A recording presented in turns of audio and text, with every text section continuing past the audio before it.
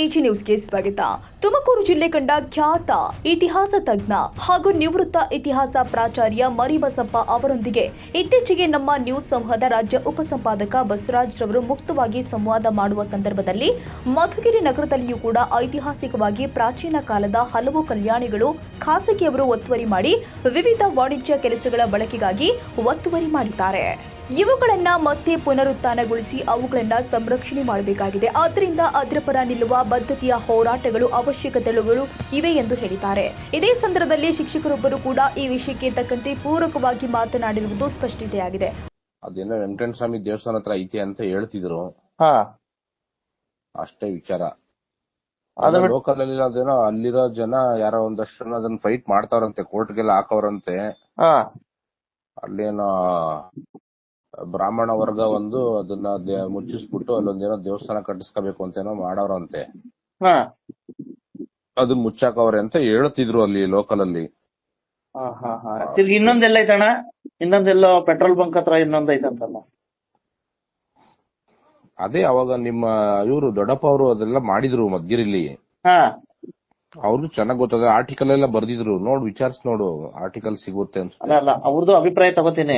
ಈಗ ನಾನು ಪ್ರಗತಿ ಪರದ್ದು ನಾನು ಸ್ವಲ್ಪ ಇದ್ ಮಾಡ್ತಾ ಇದ್ದೀನಿ, ಅದ್ರ ಬಗ್ಗೆ ಸ್ವಲ್ಪ ಡೀಟೇಲ್ಸ್ ಬರ್ಕತಾ ಇದ್ದೀನಿ. ಕಂಪ್ಲೀಟ್ ಅವರು ಸಂಶೋಧನೆ ಮಾಡಿ ಡಿಪಾರ್ಟ್ಮೆಂಟ್ ಗೆ ಅವರಿಗೆ ರೆಕಾರ್ಡ್ ಸಬ್ಮಿಟ್ ಮಾಡೋರು ಅವರು, ಆರ್ಕಿಯಾಲಜಿ ಡಿಪಾರ್ಟ್ಮೆಂಟ್ ಗೆ. ಮದ್ಗಿರಿಲಿ ಏನೇನ್ ಮಾಡಿದ್ರು ಅಂತ ಅವಾಗ ಅದೆಲ್ಲ ದೊಡ್ಡ ಹೋರಾಟನೇ ಆಗೋಗೈತೆ, ಗಲಾಟೆಗಳೆಲ್ಲ ಆಗೋಗೈತೆ. ಅವ್ರನ್ನ ಕೇಳಿದ್ರೆ ಕಂಪ್ಲೀಟ್ ಮದ್ಗಿರಿದ ಎಲ್ಲ ಕಂಪ್ಲೀಟ್. ಅಲ್ಲ, ನಿಮ್ಗೆ ಗೊತ್ತಿದ್ದಂಗೆ, ನಿಮ್ಗೆ ಇನ್ನ ಎಲ್ಲೆಲ್ಲ ಇದೆ ಅಂತ ಉದಿಗೆ ಭೂಗತ ಆಗಿರ್ತಕ್ಕಂತ ಈ ರೀತಿ ಕಲ್ಯಾಣಿ ಸ್ಮಾರಕಗಳು ಏನಾರು ಇರೋ ನಿಮಗ್ ಗೊತ್ತಿದ್ದಂಗೆ? ಇಲ್ಲ, ನನ್ಗೆ ಅಷ್ಟೊಂದು ಐಡಿಯಾ ಇಲ್ಲ. ನಾನು ಇಲ್ಲೇ ಹುಟ್ಟು ಇಲ್ಲೇ ಬೆಳೆದಿರೋನಲ್ಲ. ಒಟ್ನಲ್ಲಿ ಇಲ್ಲೊಂದ್ 30 ವರ್ಷದಿಂದ ಇದೀನಿ ಅಷ್ಟೇ. ಅವ್ರಿಗೆಲ್ಲ ಚೆನ್ನಾಗ್ ಗೊತ್ತು ನೋಡು, ಅವರೆಲ್ಲ ಲೋಕಲ್ ಅಲ್ವಾ ನಿಮ್ಮ ಇವರೆಲ್ಲರೂ. ಪಕ್ಕ ಅವಾಗ ಚೆನ್ನಾಗ್ ಗೊತ್ತು ನೋಡು. ಅವಾಗ AC ಅವ್ರಿಗೆಲ್ಲ ಸಬ್ಮಿಟ್ ಮಾಡಿದ್ರು ಅವಾಗ. ಅವ್ರು ಏನೋ ಎಲ್ಲ ಎಲ್ಲೆಲ್ಲಿ ಏನೇನಾಗವೆ ಅವೆಲ್ಲ ತಗ್ಸಕ್ಕೆ ಎಲ್ಲ ಪರ್ಮಿಷನ್ ಕೊಟ್ಟಿದ್ರಂತೆ. ಬಟ್ ಅದು ವೆಂಕಟೇಶ್ವರ ಸ್ವಾಮಿದು ಸ್ವಲ್ಪ ಗೊತ್ತಿದೆ ಡೀಟೇಲ್ಸ್ ನಿಮ್ಗೆ? ನನ್ಗ ಇಲ್ಲ, ಮೊನ್ನೆ ಪೇಪರ್ ಅಲ್ಲಿ ನೋಡಿದ್ದೆ ನಾನು. ಅಷ್ಟ್ ಬಿಟ್ರೆ ನನ್ಗೆ ಅದ್ರ ಬಗ್ಗೆ ಫುಲ್ ಡೀಟೇಲ್ ಆಗಿ ನಂಗೇನ್ ಗೊತ್ತಿಲ್ಲ. ಫಾರ್ವರ್ಡ್ ಹಾಕಿದ್ರಿ, ಅದಕ್ಕೋಸ್ಕರ ನಾನು ಅದೇ ಅಲ್ಲಿ ಯಾರು ಗೊತ್ತಿರೋರು ಅದ್ರ ಬಗ್ಗೆ ಇದ್ ಮಾಡ್ಲಿ, ಲೋಕಲ್ ನ್ಯೂಸ್ ಅಲ್ವಾ ಅಂತ. ಒಟ್ಟಾರೆ ಉದ್ಗಿರೋ ನಿಜ ಅಲ್ಲ ಅಲ್ಲೇ ಅಲ್ಲ? ಇದೆಯಂತೆ. ಇದೆಯಂತ? Okay okay okay. ಈಗ ಯಾರು ಅದಕ್ಕೆ ಇದ್ ಮಾಡ್ತಾ ಇರೋದು? ಯಾರೋ ಅಲ್ಲಿ ಅದೇ ಏರಿಯಾದಲ್ಲಿರೋ ಲೋಕಲ್ ಜನಗಳು ಯಾರೋ ಫೈಟ್ ಮಾಡ್ತಾವ್ರೆ ಅಂತ. ಏನೋ ಮತ್ತೆ ಅದನ್ನ ಪುನರುತ್ಥಾನ ಮಾಡ್ಬೇಕು ಅಂತ. ಸರಿ ಅಣ್ಣ, ಓಕೆ ಓಕೆ ಓಕೆ ಓಕೆ. ತಪ್ಪಾಗಲಾರದು. ಈಗ ಮರಿಬಸಪ್ಪನವರು ಅಂದ್ರೆ ಮೂಲತಃ ಇತಿಹಾಸ ಪ್ರಾಚಾರ್ಯರು. ಸಾಕಷ್ಟು ಒಂದ್ ರೀತಿ ದೇಶದಲ್ಲಿ ಮತ್ತೆ ವಿಶೇಷವಾಗಿ ನಮ್ಮ ರಾಜ್ಯದಲ್ಲಿ ಪ್ರಾಚ್ಯ ವಸ್ತು ಇಲಾಖೆ ಮತ್ತೆ ಪುರಾತತ್ವ ಇಲಾಖೆಗೆ ಸಂಬಂಧಿಸಿದಂತೆ ಎಲ್ಲ ಒಂದ್ ಕಡೆ ಜಿಲ್ಲಾ ಮಟ್ಟದಲ್ಲಿ ಇರ್ತಕ್ಕಂತ ಸಾಕಷ್ಟು ಒಂದ್ ರೀತಿ ದೇವಾಲಯಗಳು ಮತ್ತೆ ಸ್ಮಾರಕಗಳು ಅಭಿವೃದ್ಧಿ ಆಗಿದ್ದಾವೆ, ಸ್ವಲ್ಪ ಪ್ರಶಸ್ತಿಗಿದ್ದಾವೆ. ಆದರೆ ಎಲ್ಲ ಒಂದ್ ಕಡೆ ಸಾಕಷ್ಟು ಸ್ಮಾರಕಗಳು ಇವತ್ತು ಸಹ ಶಿಥಿಲ ಆಗಿದ್ದಾವೆ, ನಿಧಿಗಳರ ಆಸೆಗೆ ತುತ್ತಾಗಿದ್ದಾವೆ, ಮತ್ತೆ ಸ್ಮಾರಕಗಳು ನಶಿಸಿ ಹೋಗ್ತವೆ. ಇಂತಹ ಸಂದರ್ಭದಲ್ಲಿ ತಾವು ಇತಿಹಾಸ ತಜ್ಞರು ಯಾಕೆ ಒಂದ್ ರೀತಿ ಪ್ರಾಚ್ಯ ವಸ್ತು ಇಲಾಖೆ ಪುರಾತತ್ವ ಇಲಾಖೆ ಆ ಒಂದು ತಳಮಟ್ಟದ ಪ್ರತಿಯೊಂದು ಗ್ರಾಮೀಣ ಮಟ್ಟದ ಇತಿಹಾಸದ ಗತವೈಭವವನ್ನು ಹೇಳ್ತಕ್ಕಂತ ಸ್ಮಾರಕಗಳ ರಕ್ಷಣೆಗಳನ್ನು ಮಾಡೋದಕ್ಕೆ ಯಾಕೆ ವಿಫಲ ಆಗಿದೆ? ಬಹುಶಃ ವ್ಯವಸ್ಥೆಯಲ್ಲಿನ ಲೋಪಗಳಿರ್ಬೋದು, ಅನುದಾನದ ಕೊರತೆ ಇರ್ಬೋದು, ಅಥವಾ ಮಾಡಬೇಕು ಎಂಬ ಛಲವುಳ್ಳ ಅಧಿಕಾರಿಗಳ ಬೌದ್ಧಿಕ ಕೊರತೆ ಇರ್ಬೋದು. ಈಗ ಉದಾಹರಣೆಗೆ AC ಉಮಾ ಮಹಾದೇವನ್ ಅಂತ ಇದ್ರು ಮಧುಗಿರಿ ತಾಲೂಕಿನಲ್ಲಿ. ಅವರು ಈಗ ಕಂದಾಯ ಇಲಾಖೆ ಪ್ರಧಾನ ಕಾರ್ಯದರ್ಶಿ ಆಗಿದ್ದಾರೆ. ಅವರು ಅಸಿಸ್ಟೆಂಟ್ ಕಮಿಷನರ್ ಆಗಿದ್ದಾಗ ಭೂಗತದಲ್ಲಿ ಭೂಮಿಯಲ್ಲಿ ಒಳಗಡೆ ಉದಿಗೆ ಹೋದ ಅನೇಕ ಕಲ್ಯಾಣಿಗಳನ್ನ ಹೊರಗಡೆ ತಂದ್ರು. ಎಲ್ಲಿ? ಮಧುಗಿರಿ ಹೆಡ್ ಕ್ವಾರ್ಟರ್ ನಲ್ಲಿ. ಅದ್ರಲ್ಲಿ ನಾನು ಕನ್ನಡ ಸಾಹಿತ್ಯ ಪರಿಷತ್ತಿನ ಅಧ್ಯಕ್ಷನಾಗಿದ್ದೆ. ಅವ್ರಿಗೆ ಕನ್ನಡ ಅಷ್ಟಾಗಿ ಸ್ಪಷ್ಟವಾಗಿ ಮಾತಾಡಕ್ ಬರ್ತಿಲ್ಲ. ಮಾತಾಡೋದು ಮತ್ತು ಸಂಭಾಷಣೆಯನ್ನ ಕಲ್ಸಕ್ಕೆ ಅವ್ರ ಮನೆಗೆ ಹೋಗ್ತಾ ಇದ್ದೆ ನಾನು, ಅಸಿಸ್ಟೆಂಟ್ ಕಮಿಷನರ್ ಮನೆ. ಆಗ ಅವ್ರಿಗೆ ಗಮನಕ್ಕೆ ತಂದ್ವಿ, ಈ ರೀತಿ ಇತಿಹಾಸದ ಕಾಲಗರ್ಭದಲ್ಲಿ ಉದುಗಿ ಹೋದಂತ ಅನೇಕ ಐತಿಹಾಸಿಕ ಸ್ಮಾರಕಗಳು ಭೂಮಿಯಲ್ಲಿ ಅಡಗಿದಾವೆ, ಅವನ್ನು ತೆಗೆಯುವ ಕಾರ್ಯ ನೀವು ಕೈಗೆತ್ಕೊಳ್ಳಿ ಅಂತ ಹೇಳ್ಬಿಟ್ಟು ಪ್ರಜಾಪ್ರಗತಿಯಲ್ಲಿ ಒಂದು ಲೇಖನವನ್ನು ಬಾರದೆ. ಕಲ್ಯಾಣಿಗಳ ಕರ್ಮ ಕಥೆ ಅಂತ. ಅದು ಬಿತ್ತರ ಆಯ್ತು. ನಮ್ಮ ಪ್ರಜಾಪ್ರಗತಿ ನಾಗಣ್ಣವರು ಬಹುಶಃ ನಾವು ಇವತ್ತು ಈ ಮಟ್ಟಕ್ಕೆ ಬೆಳೆಯೋದಕ್ಕೆ ಅವರು ಒಬ್ರು ಕಾರಣಕರ್ತರು. ಅವ್ರಿಗೆ ನಾವು ಧನ್ಯವಾದಗಳನ್ನ ಅರ್ಪಿಸ್ಬೇಕು. ಮಧುಗಿರಿ ಇತಿಹಾಸ ಬೆಳಕಿಗೆ ಬರೋದಕ್ಕೂ ನಮ್ಮ ನಾಗಣ್ಣವರೇ ಕಾರಣ. ಯಾಕೆಂದ್ರೆ ಅವ್ರ ಪತ್ರಿಕೆಗಳಲ್ಲಿ ವೈಡ್ ಪ್ರಚಾರ ನೀಡಿದ್ರು, ಪಬ್ಲಿಸಿಟಿ ಕೊಟ್ರು, ಪ್ರೋತ್ಸಾಹ ಕೊಟ್ರು, ಬೆಂಬಲ ಕೊಟ್ರು. ಅದರಿಂದ ಅಲ್ಲಿ ಅರ್ಸಯ್ಯನ ಕಲ್ಯಾಣಿ, ಜನ್ನಯ್ಯನ ಕಲ್ಯಾಣಿ ಅಂತ ಇದಾವೆ. ಅವೆರಡು ಈಗ ಕಾಣ್ತವೆ. ಸುತ್ತಲೂ ಅಚ್ಚುಕಟ್ಟು ಮಾಡಿ ಎಲ್ಲವನ್ನು ಹೂಳೆತ್ಸಿ ಮುಚ್ಚಿ ಹೋಗಿದ್ದಂತ ಕಲ್ಯಾಣಿಗಳನ್ನ ಹೊರಗಡೆ ತೆಗೆದಂತ ಕೀರ್ತಿ ಎ.ಸಿ. ಉಮಾಮಹಾದೇವನ್ ಮತ್ತು ಅಲ್ಲಿನ ಕನ್ನಡ ಸಾಹಿತ್ಯ ಪರಿಷತ್ತು ಮತ್ತು ಕಲಾರಂಗ ಇವುಗಳಿಗೆ ಸೇರ್ಬೇಕು. ಬಹುಶಃ ಅವರೆಲ್ಲರೂ ಬೆಂಬಲವಾಗಿ ನಿಂತ್ಕೊಂಡ್ರು.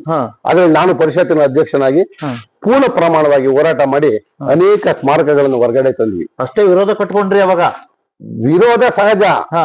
ಅಧಿಕಾರ ಇತ್ತು, ಕೆಲಸ ಕಾರ್ಯ ಮಾಡ್ಬೇಕಾದಾಗ ನಮ್ಮ ಮುನ್ನುಗ್ಗುವಿಕೆಯನ್ನು ವಿರೋಧಿಸೋರು ಇರ್ತಾರೆ, ಅಥವಾ ನಮ್ಮ ನಿರ್ದಿಷ್ಟವಾದಂತಹ ಸ್ಪಷ್ಟ ನೇರ ನಿರ್ಧಾರಗಳು ವಿರೋಧ ಆಗ್ತವೆ. ಅದು ಸಹಜ ಅಲ್ಲ. ಇವಾಗೂ ಸಹ ಕೆಲವು ಹಂಗೆ ಇವಾಗೂ ಸಹ ಕಲ್ಯಾಣಿ ಮೇಲೆ ಏನೋ ಇದ್ ಮಾಡಿದ್ದಾರೆ, ಸಾಕಷ್ಟು ಅಭಿವೃದ್ಧಿ ಚಟುವಟಿಕೆಗಳು ಮಾಡಿದ್ದಾರೆ, ಸಾಕಷ್ಟು ಪೆಟ್ರೋಲ್ ಬಂಕ್ಗಳು ನಿರ್ಮಾಣ ಮಾಡಿದಾವೆ ಅಂತ ಹೇಳ್ಬಿಟ್ಟು. ಹೌದು. ಮಧುಗಿರಿಯಲ್ಲಿ ಇದು ಸರ್ಕಲ್ ಇದೆಯಲ್ಲ, ಆ ಡೂಮ್ಲೇಡ್ ಸರ್ಕಲ್ ಅಂದ್ರೆ ಕೆಳಗಡೆಗೆ ಬರ್ತಾ ಅಲ್ಲಿ ಒಂದು ಪೆಟ್ರೋಲ್ ಬ್ಯಾಂಕ್ ಐತಲ್ಲ, ಅದ್ರ ಈಗಲೂ ಸಿಗುತ್ತೆ. ಆ ಕಲ್ಯಾಣಿ ಮೇಲೆ ಇದ್ ಮಾಡ್ಬಿಟ್ಟು ಆ ಒಂದು ಪೆಟ್ರೋಲ್ ಬ್ಯಾಂಕ್ ವಿಚಾರಕ್ಕೆ ಎ.ಸಿ. ಉಮಾಮಹಾದೇವನ್ ಟ್ರಾನ್ಸ್ಫರ್ ಆಗಿ ಹೋಗಿದ್ದು. ಅದ್ರ ಅವ್ರ ಪರವಾಗಿ ನಾವು ಸ್ಟ್ರೈಕ್ ಮಾಡಿದ್ವಿ.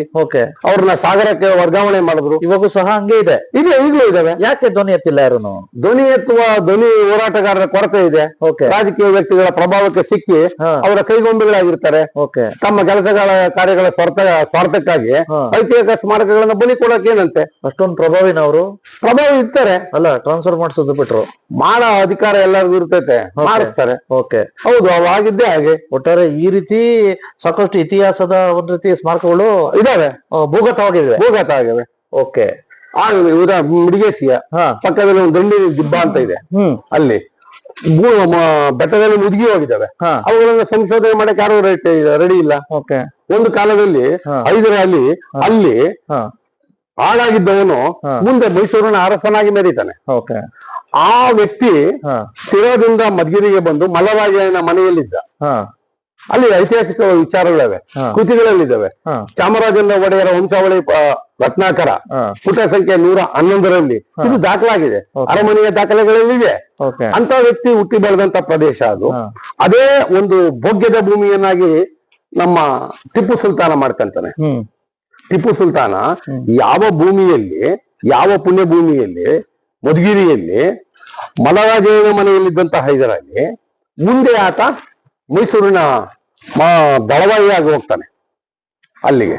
ಅಲ್ಲಿ ಒಂದು ಪ್ರಮುಖ ಉದ್ದೇಶ ಸೇರ್ಕೊಂತಾನೆ. ಅಲ್ಲೇನೆ ಟಿಪ್ಪು ಸುಲ್ತಾನು ತನ್ನ ಪ್ರಾಬಲ್ಯಕ್ಕೆ ಬಂದು ತಂದೆಯ ನಂತರ ಮತ್ತೆ ಅದೇ ಮಧುಗಿರಿಯ ಮೇಲೆ ದಾಳಿ ಮಾಡ್ತಾರೆ. ಈಗ ಐತಿಹಾಸಿಕವಾಗಿ ಬಹಳ ಮಹತ್ವವನ್ನು ಪಡೆದಂತ ಐತಿಹಾಸಿಕ ನಗರ ಮಧುಗಿರಿ. ಅದು ಐತಿಹಾಸಿಕವಾಗಿ ಬೆಳೆಯಲೇ ಇಲ್ಲ. ಸಾಕಷ್ಟು ಸ್ಮಾರಕ ಇವಾಗ ಭೂಗತ ಆಗಿದ್ದಾವೆ, ಮುಚ್ಚೋಗಿದ್ದಾವೆ. ಅದು ಭೂಮಿಯಲ್ಲಿ ತನ್ನ ಇತಿಹಾಸದ ಸಂಶೋಧಕರು ಏನ್ ಮಾಡ್ತಾವ್ರೆ? ಇತಿಹಾಸ ಸಂಶೋಧಕರು ಪಾಪ, ಈಗ ನಾನು ಸಂಶೋಧನೆ ಮಾಡ್ಬೇಕು, ನಾನು ಕೋಲ್ಗುದ್ಲಿ ತಗೊಂಡು ಹೋಗಕ್ಕಾಗತ್ತಾ? ಅಥವಾ ಯಾವ್ದೋ ಒಂದು ಲೇಖನ ಬರೀಬಹುದು. ಲೇಖನ ಬರೆದ ತಕ್ಷಣ ಅದು ಮ್ಯಾಲೆ ಎದ್ದು ಬರುತ್ತಾ? ಅಲ್ಲಿನ ನಾಯಕತ್ವ, ಅಲ್ಲಿರೋವನ್ನ ಹೊರಗಡೆ ತೆಗೆದು ಸಾಂಸ್ಕೃತಿಕ ಐತಿಹಾಸಿಕ ವಿಚಾರಗಳನ್ನ ಪರಿಚಯ ಮಾಡುವಂತ ನಾಯಕತ್ವ ಬೇಕಲ್ಲಿ. ಅಲ್ವಾ? ನಾಯಕತ್ವ ಕೊರತೆ ಇದೆ, ಬೌದ್ಧಿಕ ಕೊರತೆ ಇಲ್ಲ. ಬೌದ್ಧಿಕವಾಗಿ ಬೆಂಬಲಿಸುವಂತ ಜನ ಇದ್ದಾರೆ, ಬೌದ್ಧಿಕವಾಗಿ ಮಾರ್ಗದರ್ಶನ ಮಾಡುವಂತ ಜನ ಇದ್ದಾರೆ. ಆ ಮಾರ್ಗದರ್ಶಕರ ಅವಶ್ಯಕತೆ ಇಲ್ಲ. ಅವ್ರನ್ನ ಕಟ್ಕೊಂಡು ಅವ್ರಿಗೇನು ಆಗ್ಬೇಕಾಗುವುದಿಲ್ಲ ಅಲ್ವರ.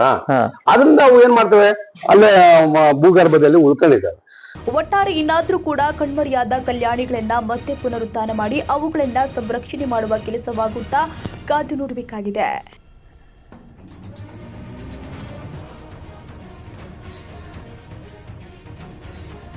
ಕನ್ನಡಿಗರ ಮೆಚ್ಚಿನ ನಿಮ್ಮ ಎಜೆ 24/7 ನ್ಯೂಸ್ ಕನ್ನಡ ವಾಹಿನಿ ಇದೀಗ ಟಿವಿಯಲ್ಲಿ ಲಭ್ಯ.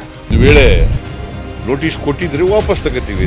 ಇವತ್ತು ವಕ್ಫ್ ಪ್ರಾಪರ್ಟಿ ಅಂತೇಳಿ ಬರ್ತದೆ ಅಂತ ಹೇಳಿದ್ರೆ ರೈತರು ಬೀದಿಗೆ ಬಂದ್ರೆ ಏನ್ ಮಾಡ್ಬೇಕಾಗತ್ತೆ? ಯಾರು ವೋಟ್ ಹಾಕಿಲ್ಲ ಅಂದ್ರೆ ಗ್ಯಾರಂಟಿನೆಲ್ಲ ಸ್ಟಾಪ್ ಮಾಡ್ಬಿಡ್ತೀವಿ. ಮತ್ತೊಂದು ಹೆಸರೇ ಕರ್ನಾಟಕ ಮತ್ತು ದೇಶ ವಿದೇಶ 360 ಡಿಗ್ರಿ ಸುದ್ದಿ ಹಾಗೂ ಉತ್ತರ ಕರ್ನಾಟಕ, ಬೆಳಗಾವಿ, ಬಾಗಲಕೋಟೆ, ಧಾರವಾಡ, ಹಾವೇರಿ, ಗದಗ, ಬಿಜಾಪುರ ಜಿಲ್ಲೆಯ ಕ್ಷಣ ಕ್ಷಣದ ವಿವರವನ್ನ ಪಡೆಯುವುದಕ್ಕೆ AJ 24/7 ನ್ಯೂಸ್ ಕನ್ನಡ ವಾಹಿನಿಯನ್ನ ಲೈಕ್ ಮಾಡಿ, ವಿಡಿಯೋಗಳನ್ನ ಶೇರ್ ಮಾಡಿ, ಕಮೆಂಟ್ ಮಾಡುವ ಮೂಲಕ ನಮ್ಮ ವಾಹಿನಿಗೆ ಸಹಕಾರ ನೀಡಿ ಮತ್ತು ಚಾನೆಲ್ ಅನ್ನ ಸಬ್ಸ್ಕ್ರೈಬ್ ಮಾಡಿ. ಧನ್ಯವಾದಗಳು.